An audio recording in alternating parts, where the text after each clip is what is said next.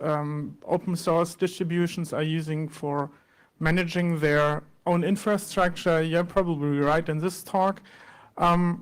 We first want to give a short introduction around what hardware we have, what tools we use, and then just open it for a panel discussion, for a question and answer session for you to give you a deeper insight.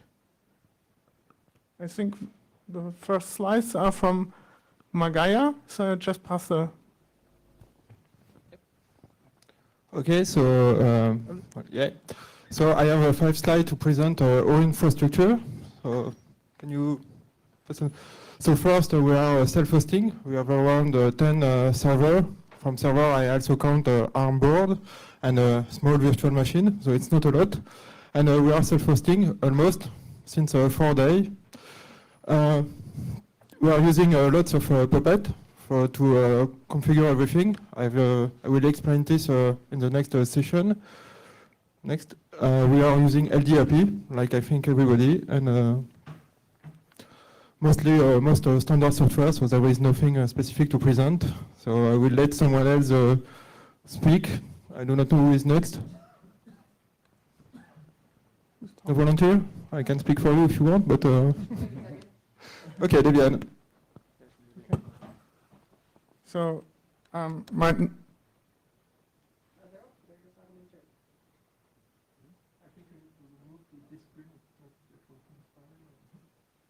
Can you try to help her?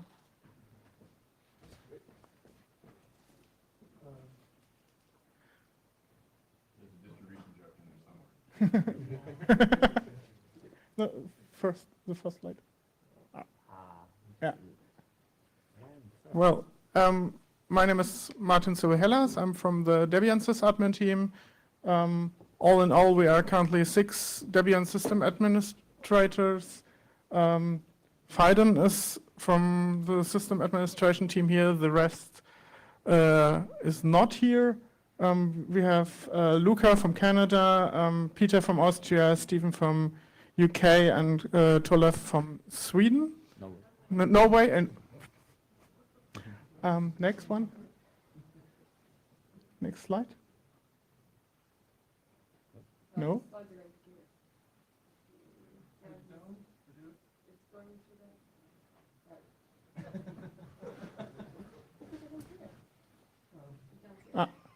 No.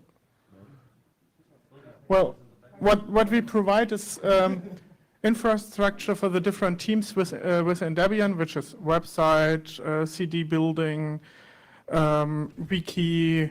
Well, the huge number of teams build these, for example. We run we run centralized services like email and LDAP for account management, hosting all the change routes for the different architectures. The sysadmin team currently takes care of about 170 machines at all over the world, with 14 different architectures in, I think, something like 35 different hosting locations. Well, and our daily work we do is taking care of the systems, taking care of the hardware. And the tools. Huh? And 2 kernels, yeah. Linux and KFreeBSD as well. So 2 of the architectures are FreeBSD ones. Which is tools we use besides Swiss Army knife are Puppet. We use something called UDLDAP, User Idea LDAP, a self-written tool to distribute accounts over to the different machines, which is actually just a BDB dump or a flat file dump of account and SSH keys and so on.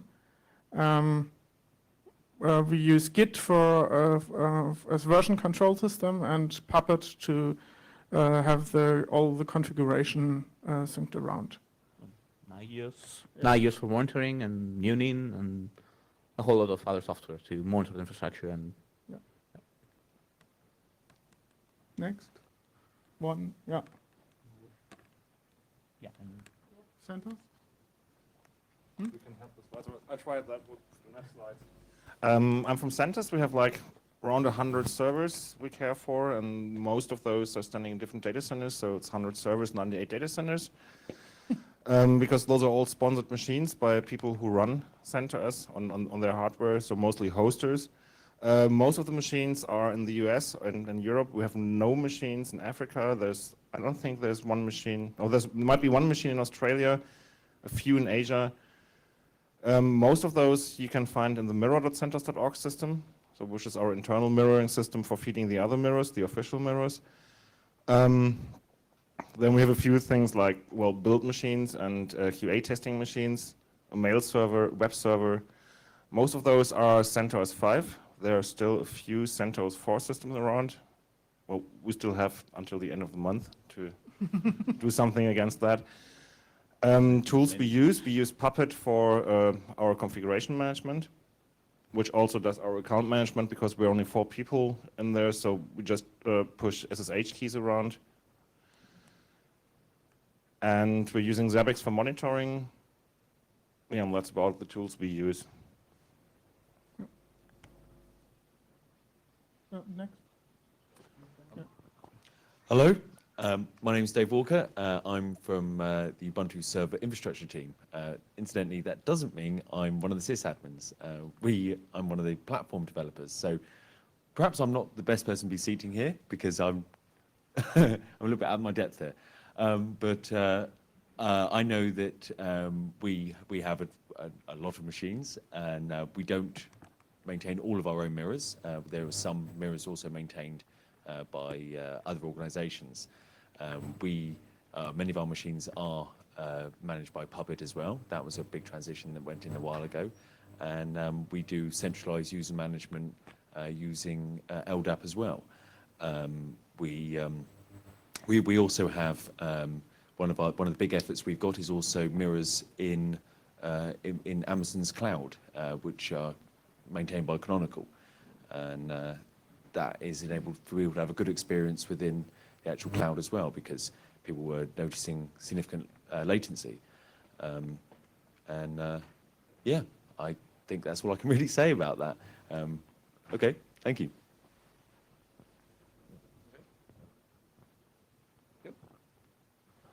So my name is Tom Calloway. I'm the Fedora engineering manager. We run a mix of Windows and Solaris machine. No, I'm just kidding.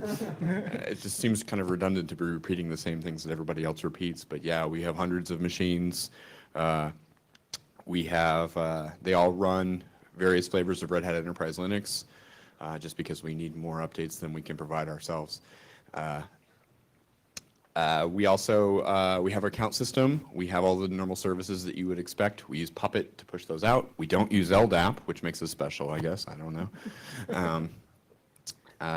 We do a lot to keep the bad guys out and let the good guys in, and make sure that we provide everything from builders to bug reporting systems, all sorts of stuff. It's a mix of Red Hat-owned equipment, donated services. We are geographically distributed pretty much everywhere except for Antarctica, and we're working on that one. We have a team of people that are paid by Red Hat to be the admins for the core, but we have 3 times as many people that are volunteer admins that have the same level of access. So we're very proud of that, and we have a mentoring program so that if you're interested in helping us run things or build new apps, you can do that. We are also 100% free software. So everything that we run is either written by us to solve a specific purpose and is released as free software, or it is free software that we found from other places, stuff like Nagios that, keeps our pagers and our phones beeping all night long. So that's it. Okay, it's time for me. I'm Lars Vogt from the Open SUSE infrastructure team. And, well, I noticed that I have to be here right some minutes before. So what we have and what makes us different is maybe that we are paid by Novel or no by SUSE. And what we have as differentiator is that we are using proprietary stuff, and that's especially for the accounts for all our users. We are using the Novel Access Manager there. and currently trying to migrate to LDAP. So there's work in progress. All the other tools that I heard here are also used by us. And some other thing that makes us currently a bit different maybe is our build farm with the open source build service, which is also managed by my team. Okay? So, open for discussion, open for questions. Are there any questions you would like to ask your favorite Linux distribution?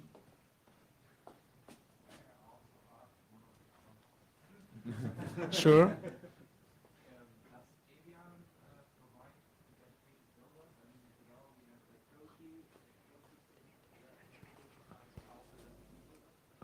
Could you just repeat the question? Yeah, the question was about dedicated build team machines. Yes, Debian has dedicated machines used for building a binary package out of the source code. I think that's the most part of our infrastructure even. Each architecture has about 2 to 4 build teams at the moment to build software. So yes.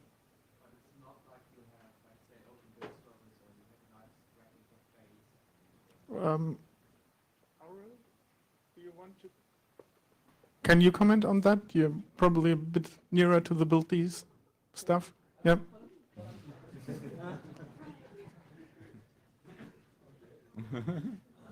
Delegate. Micro?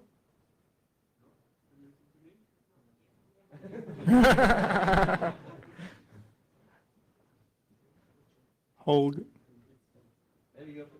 Yeah, just come down, Aurel.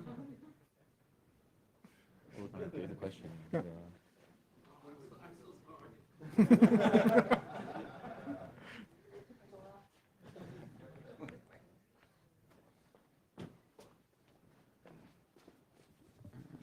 Okay. So yes, the question is maybe a bit different. It's not about the build daemons for buildings automatically listings that are uploaded in the archive, but build services, so user can upload a package to a web interface and it's automatically built. It's not something we have in Debian, but we have what we call portal box. So for all the architectures, Debian developer have access to the machine. They can ask for package to be installed, and they can debug or build packages there in a root. I don't know if it answers the question. Or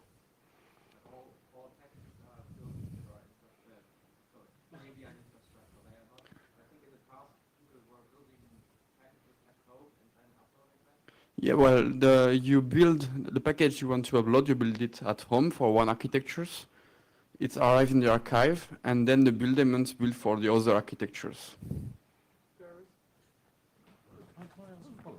Yeah. Sure. So on that note, is Debian the only distribution which allows packages to be built and uploaded and published in their archive, which aren't built from the infrastructure?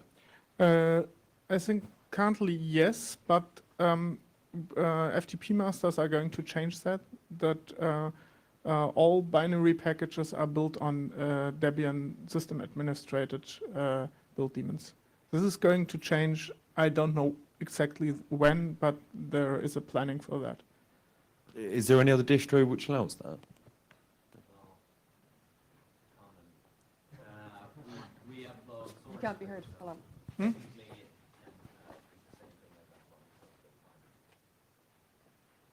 That was from Gentoo. Gentoo. But it's not binary blobs though, is it?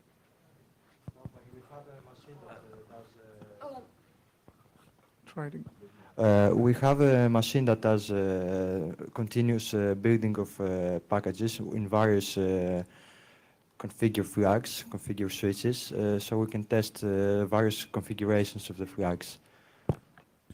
But when the actual person uploads, I mean, it's built by the distribution managed infrastructure. It's not by individual developers, right? It's built by the individual users, but I think but anyone can upload source packages that point to any binary. So, Okay, thank you.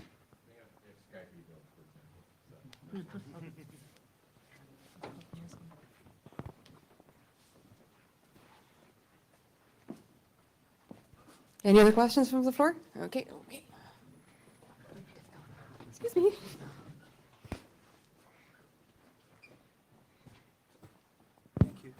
Well, I have a question for every one of you. Well, I'm wanting to create a new distribution. I need an infrastructure. Which one of you can provide me a ready-to-use infrastructure for a new distribution?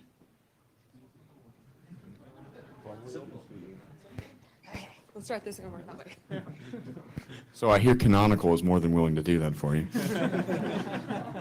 Well, we provide Puppet stuff, but you need to install, and I think you should choose something done by someone else than us. Depends if you just need hardware or if you need the build service. Just an infrastructure. I'll provide the hardware.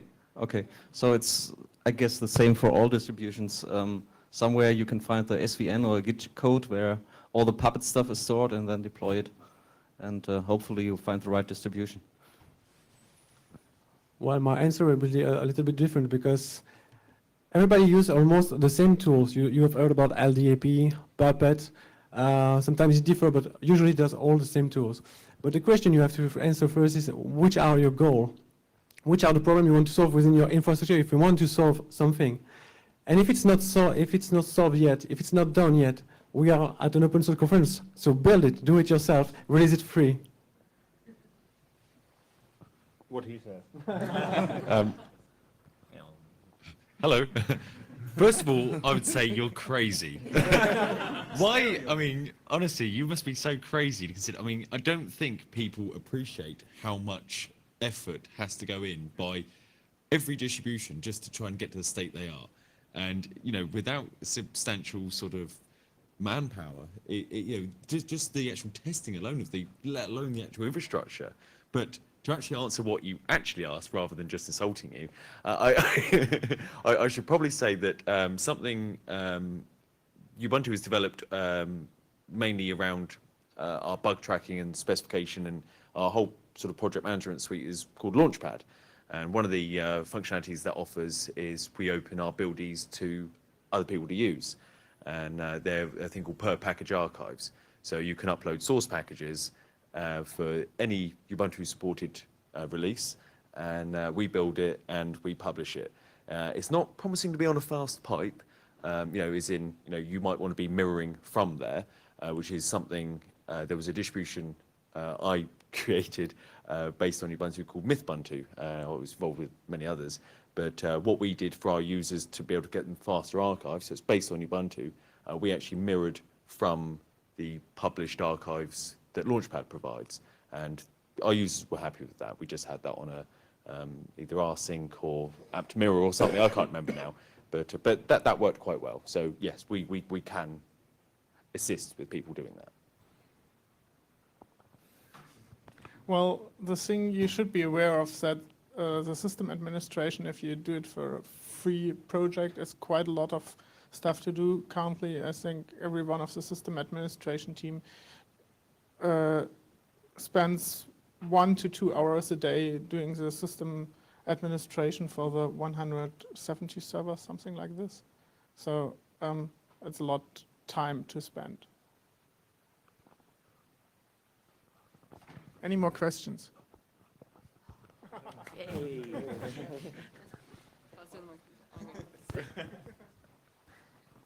Okay.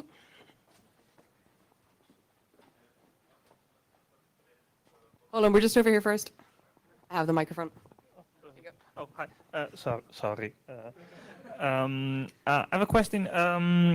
So, how many of you runs services and not just machines? Like people making web apps or something that you host in your machines, and that's usually not the people doing sysadmin. And so I wanted to ask, in your environment, what's the relationship? Do you maintain like list of responsible people? Do you have some coordination among web services? And also, I would like to ask if you have internal, who of you has internal infrastructure like AMQP servers or something, not just bare hardware management, but a bit more high level to offer more coordination inside your machines? Do you guys have the mic down there? Well, for Debian, we recently created a Debian Services admin list, trying to do some coordination there. It's still growing. It's still in the process of forming itself. We do have a QA team which runs a lot of web services, which usually just contacts the DSA, Debian System Administrators, and ask. And for most of the parts, we allow the users to do quite a lot of things to do themselves if they are within certain groups. So reloading Apache, for instance, is one of the things. If the configuration is sane, then a group of persons not belonging to the system administrators are able to do so as well.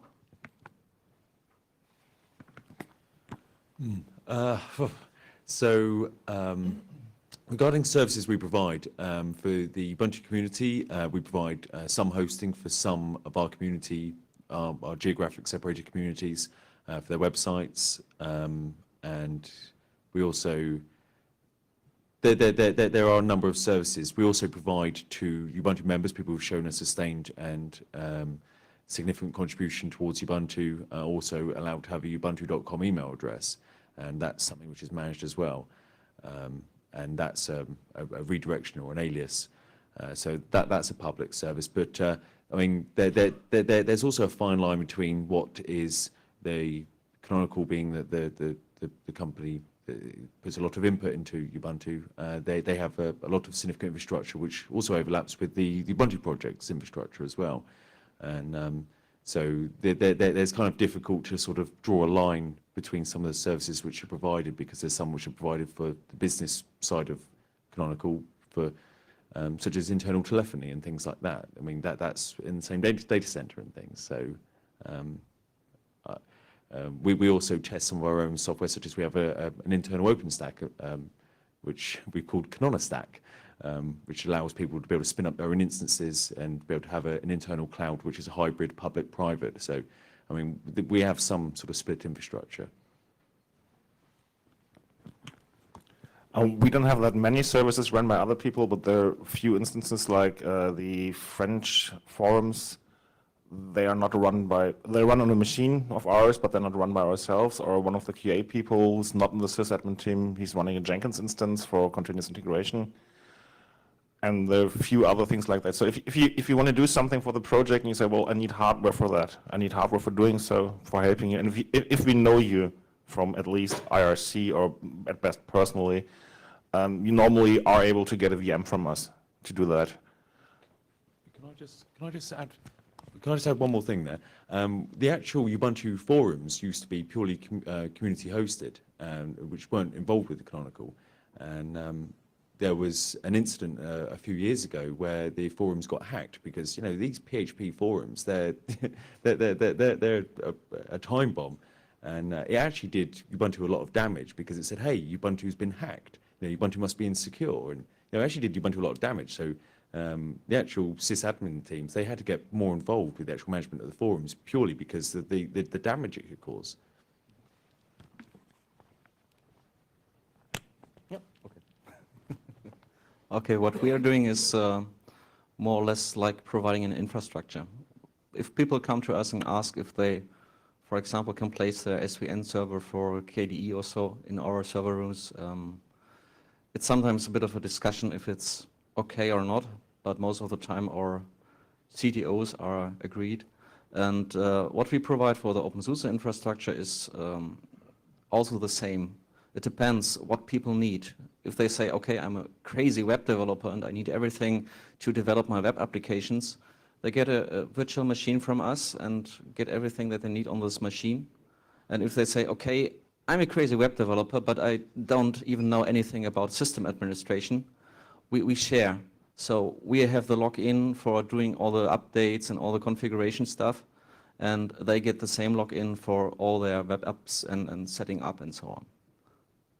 So it's sharing, and the most problem, I guess, for all here is communication inside the community, because most of the time, you as system administrator, you notice when a problem occurs, and then you have to figure out, is the person behind this service still available, or have you fixed it on your own?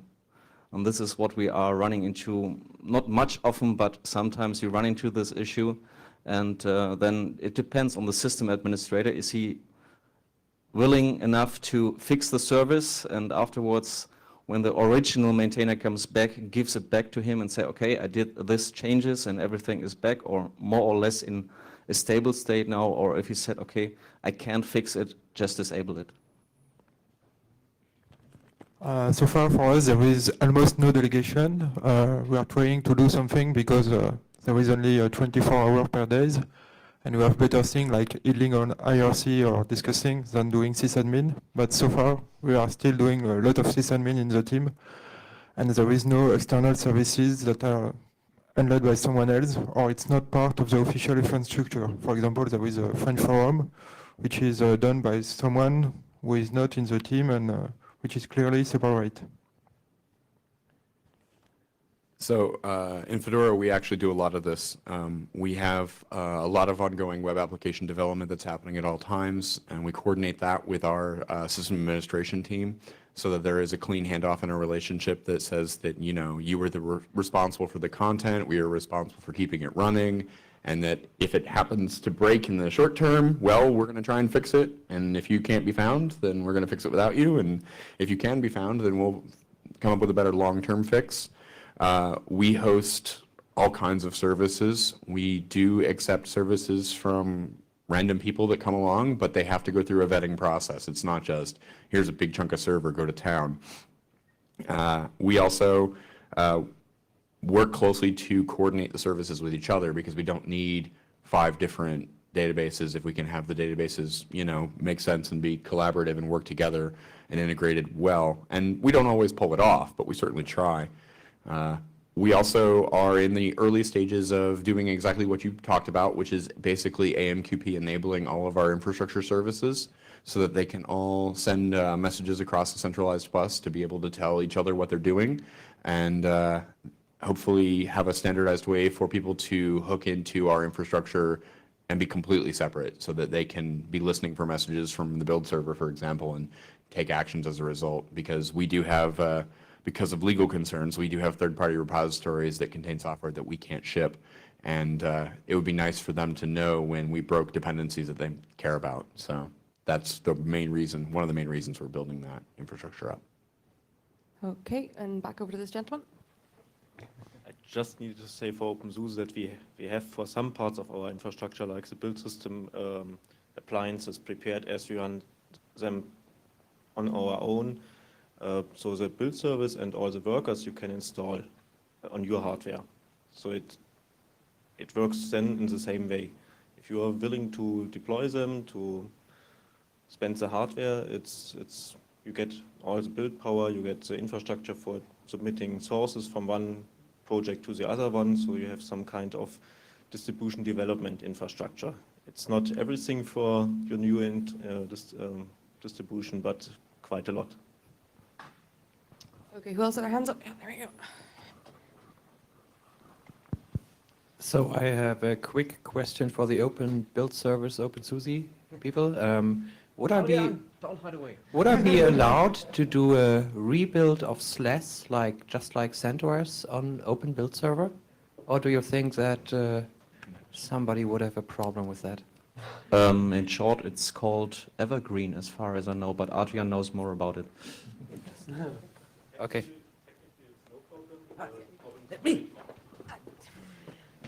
The problem is a trademark, because SUSE is a trademark, and then you would need to have either rights to reuse the trademark, or you would really remove everything of the trademark. Then it would be legal-wise okay. Okay, thanks. And the other question to all of you, what was the worst security incidents you ever had, or was there one?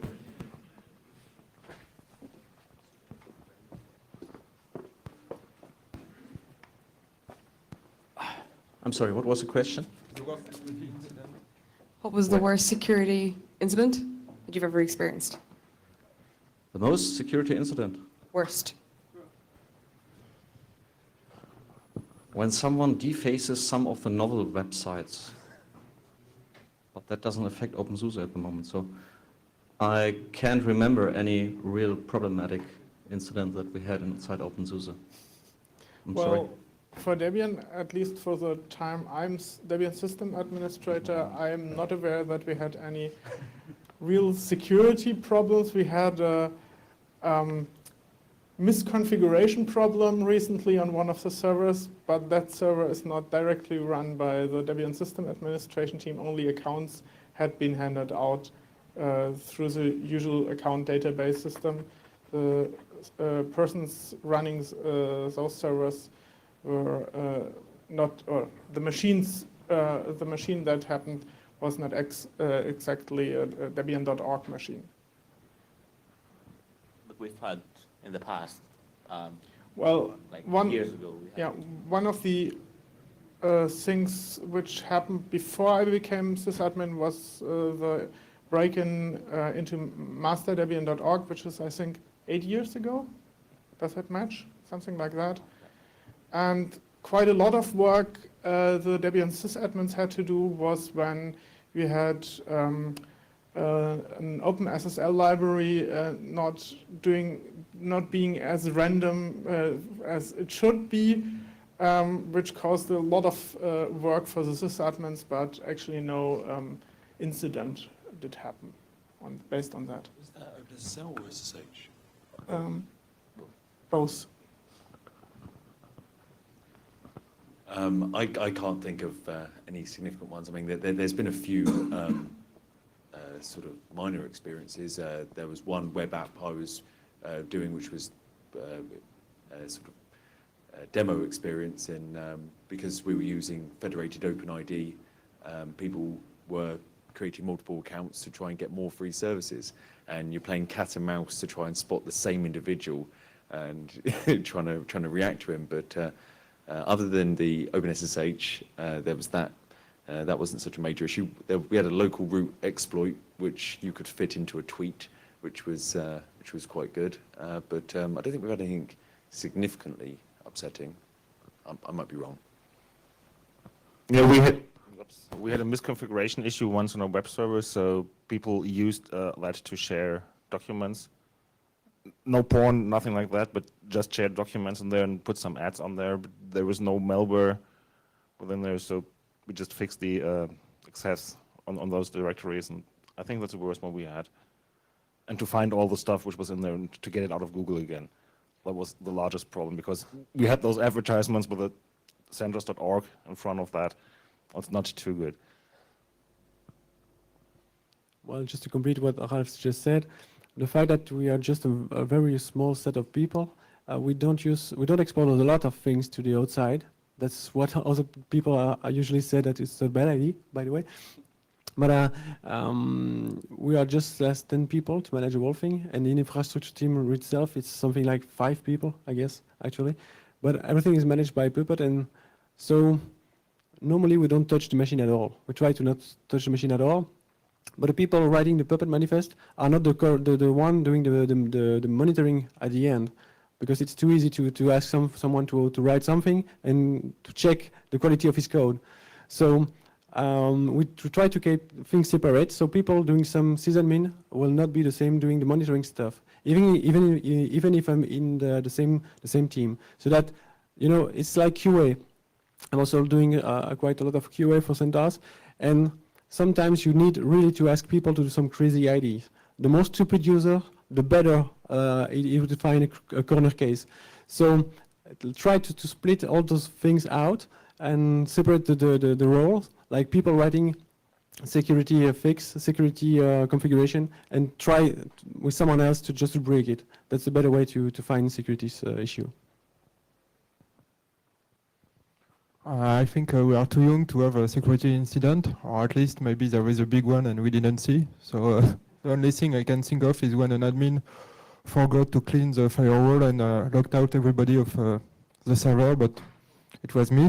But thanks God we were able to solve that. So the biggest incident related to security. Well, they asked me to change my password from 12345. Apparently, that was too easy to guess. So. No, I mean Fedora and Red Hat as a result are a very, very big target. People are constantly trying to make a name for themselves in the 4chan community, bragging about how they broke into us, and so we get a lot of security attack attempts. I can only think of maybe one or two that have ever succeeded, and they never really did any damage. Mostly it was just a lot of, cleanup after the fact of what did they get to? Did they get to anything dangerous? Most of the time they just crawled around in a temp directory. But we do a lot of things proactively as a result of being very visible and exposed. We have SE Linux policy enabled running on all of our systems. We have custom policies for every application that we deploy, and that minimizes the risk of a lot of things. We don't run PHP. Yeah, I mean, so, there's certain design decisions that we make. We firewall aggressively. We do a lot of logging. We do an intense amount of monitoring. We recently tightened the security requirements for user accounts in Fedora so that, you have to have an incredibly complicated and confusing password in order to have an account. And there were a lot of people that were very unhappy about that. But the good news is that we have a lot of security conscious folks in the Fedora community that can argue about what color the bike shed can be painted, and I don't have to worry about that there is no bike shed. So I think for the most part, I can't talk too much about the previous incidents because technically there's still ongoing investigations.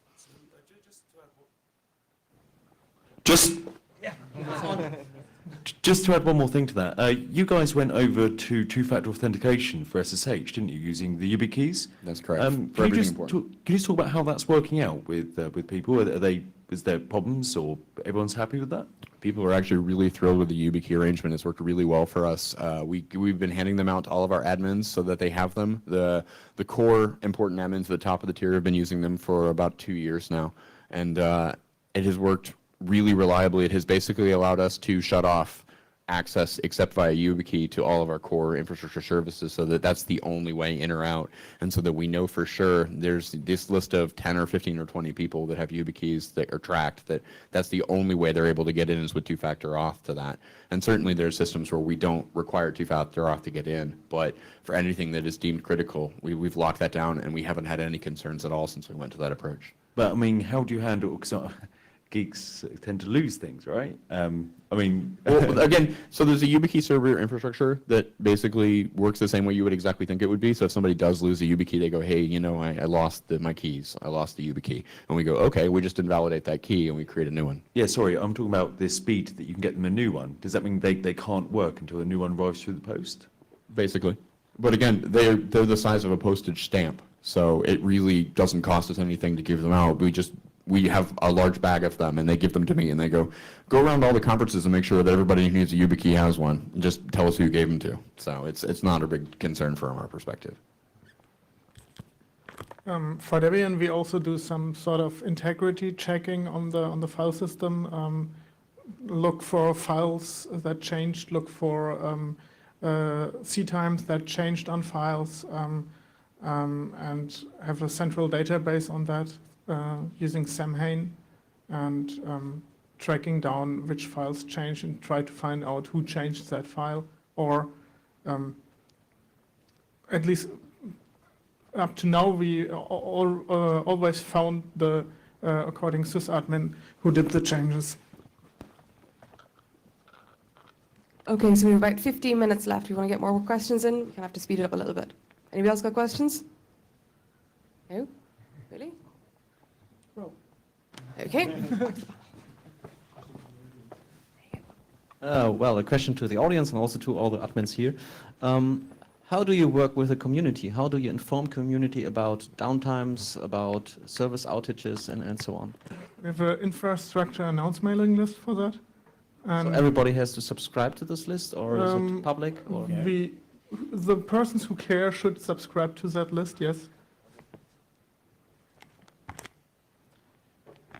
So the only really infrastructure which has to go offline on an occasional basis is Launchpad, and that is expressed through, I believe, Identica, Twitter, and also as a banner as well at the top of the site. This site will be going down at this time, and other than that, I don't think we've had any other infrastructures that have had to go offline for significant periods, or well, for any periods that I'm aware of. No. For Debian, most of the services are nowadays hosted in multiple data centers, so we can minimize downtime. Rotate service. Yes, we don't have that many people logging into systems. Downtimes normally are communicated via IRC or via internal mails. I don't think any other part. The bug tracker had to go down once because we had to move machines, and I think that was just leave the old one open with the sign, well, we're working on it, and then come back. The rest is either there more than once, so we just can switch off one machine, the others are still in use, and then migrate over. We use mail and a blog post. And, we try to say to people before, and sometimes before it's just like 1 hour before, but usually it's more 1 week. And that's all. Users like to be surprised by downtime, so we just don't tell them. No. So we use mailing lists. Mostly, we have announce lists that are designed to have nothing on them but low traffic announces, and we announce if we're going to do downtime. We also do a lot of load balancing and transparent proxying to minimize the fact that we have to take servers out. Plus, we have a staging environment in addition to our production environment so that we can do changes in staging and minimize the amount of downtime we actually have to have, so there's no real surprises when we do flip a switch over.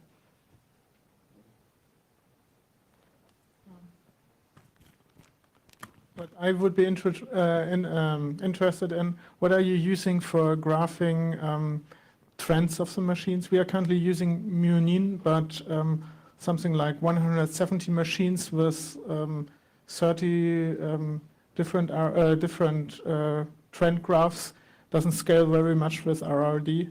So any one of you using different tools and know something about that? We are using PMP for Nagios, so everything in one tool. So this is only one, so you have less RRD files? Yes and no. PMP allows you to either use one file for one system with all services in it, Okay. or you can, if the system is really, really great and produces a lot of input-output, you can also distribute it in many files. Okay. Well, what we use internally is Zabbix for the monitoring, but it has also the possibility to do some graphing. So that's what we use, and we create several groups attaching several templates that we have designed specifically for specific workloads, and analyze that and put trigger on that, so that it graphs, it informs us if the load average, for example, is not that good, or if it's increasing in a way that is not foreseen for that kind of service, for example, and the amount of users connected to the machine. Anyone else? We are using Xymon, formerly GNOW as Obit, formerly GNOW as a Big Brother, because one of the admin didn't like Nagios. It was too complex. So we used Xymon, which was the same, but at least he know how to configure it. And it works fine. So there is less graph than Munin, so I would recommend to keep Munin. But yeah. We used to use Munin, and then I think we moved over to using pretty much straight Nagios, so that we're using sort of the same setup that was described earlier.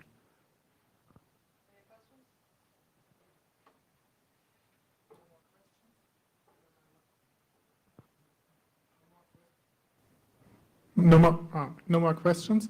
I would say we just finished this round table. Thanks for participating. Thanks for being here. And yeah, maybe see you here next year also to the sysadmins.